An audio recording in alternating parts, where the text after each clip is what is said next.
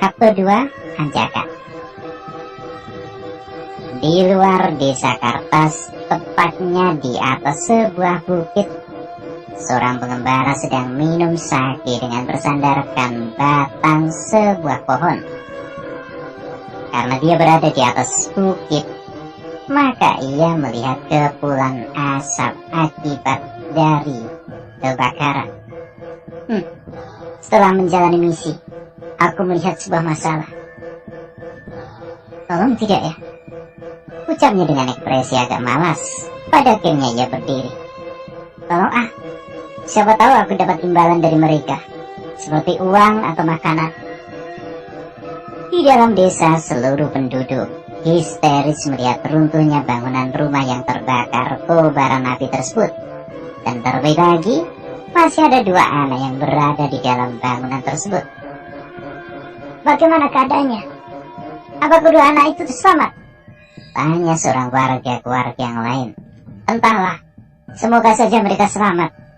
Sekarang sudah lebih dari 1 jam. Jika tidak ada keajaiban, aku ragu mereka bisa selamat. Putriku, kumohon Tuhan selamatkan dia. Aku tak bisa hidup tanpanya. Dia putriku satu-satunya. Tangis sang ibu yang histeris berharap semuanya akan baik-baik saja. Bagaimana ini? Para warga hanya menatap penuh harap karena hampir sebagian dari rumah terlalap api. Kembali ke wilayah luar desa di mana sang pengembara semakin dekat. Ia melangkahkan kaki dengan tenang dan santai meski di hadapannya sudah jelas ada kebakaran. Wah, di sana ada ribut-ribut apa ya? Ucap si pengembara yang kemudian melangkahkan kaki berjalan ke arah kerumunan warga. Lebih baik aku bertanya. Ini desa kecil di perbatasan, jadi kejadian buruk biasanya sering terjadi. Pikirnya dengan wajah datar. Di dalam kebakaran, tepatnya di dalam rumah yang runtuh, anak berambut merah itu mendekat gadis kecil dengan erat agar tidak terkena panasnya api. Apa aku akan mati di sini? Jika aku mati karena api, ini benar-benar menyedihkan. Ia memejamkan mata, akan tetapi secara mendadak tiba-tiba waktu berhenti. Api tidak lagi membakar dan langit-langit bangunan berhenti runtuh. Ya, seseorang muncul dari kobaran api. Ia mengenakan jubah hitam. Hei, kau, apa kau ingin mati di sini?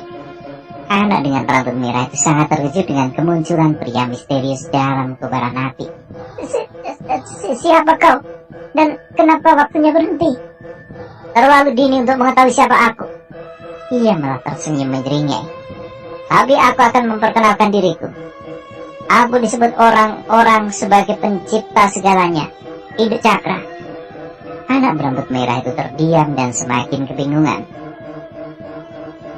Kau ada di dalam api, ucap pria berjubah dengan singkat. Maksudmu? Seharusnya kau mengerti.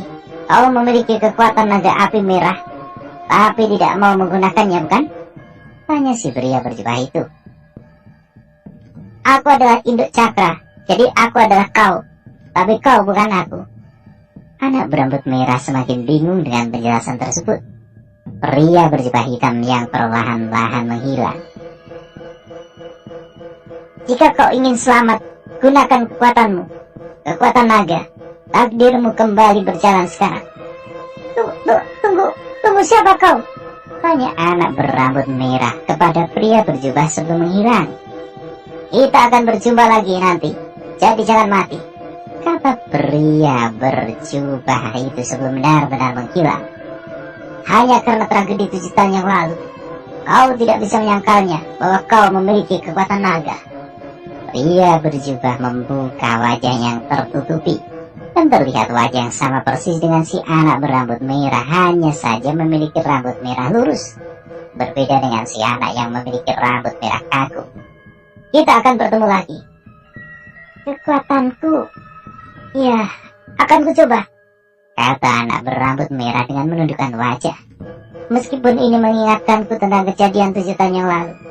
Ya, si anak berambut merah berteriak dan memfokuskan seluruh perasaan yang ada di hatinya. Dengan perlahan, api seakan-akan tunduk padanya. Ya, sebuah Sayap api muncul di punggungnya. Sudah lama aku tidak menggunakan kekuatan ini, ucapnya dengan senyum bangga. Di luar kebakaran, orang-orang sangat panik dan khawatir. Bagaimana? Apa bocah itu sudah keluar? Tanya seorang warga yang melihat rumah telah menjadi puing-puing abu. Belum.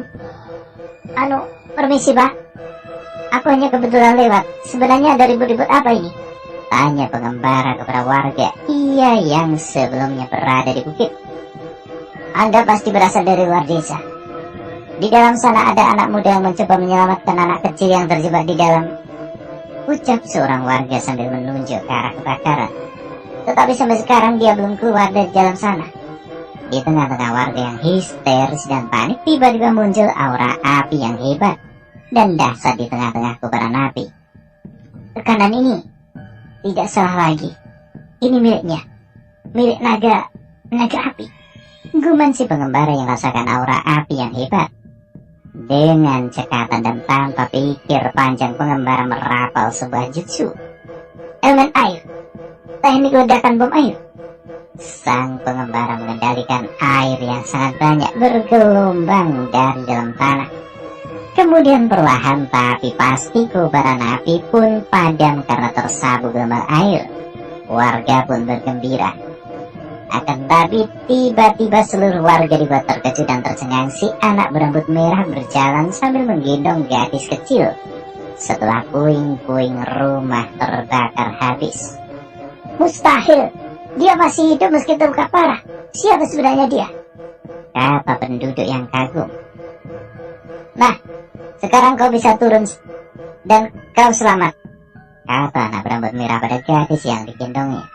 Ayah, ibu, teriak si anak sambil berlari ke arah ibu dan ayahnya. Anakku, terima kasih nak, kau sudah menyelamatkan putriku, kata si ibu kepada anak berambut merah. Itu bukan masalah besar kok. Anak itu terlihat tidak mau dipuji meski melakukan hal yang hebat. Seorang pengembara yang sebelumnya menggunakan teknik air mendekat. Hei, anak berambut merah, so akrab.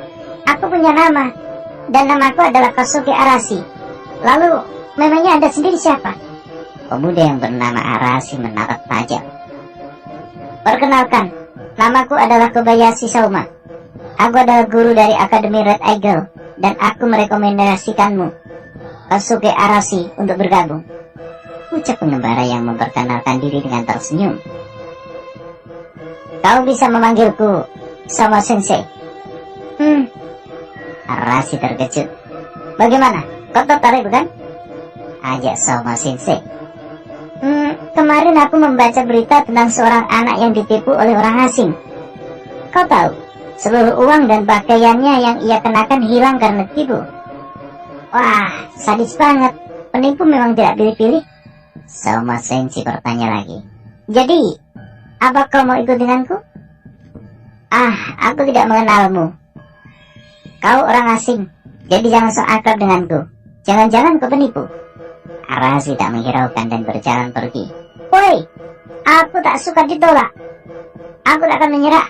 Dan jangan mengatakan aku seorang penipu, teriak Sama Sensei yang jengkel karena merasa dibodohi. Dia ngomong apa sih? Lupakan. Lebih baik aku kembali ke padang rumput dan tiduran di sana.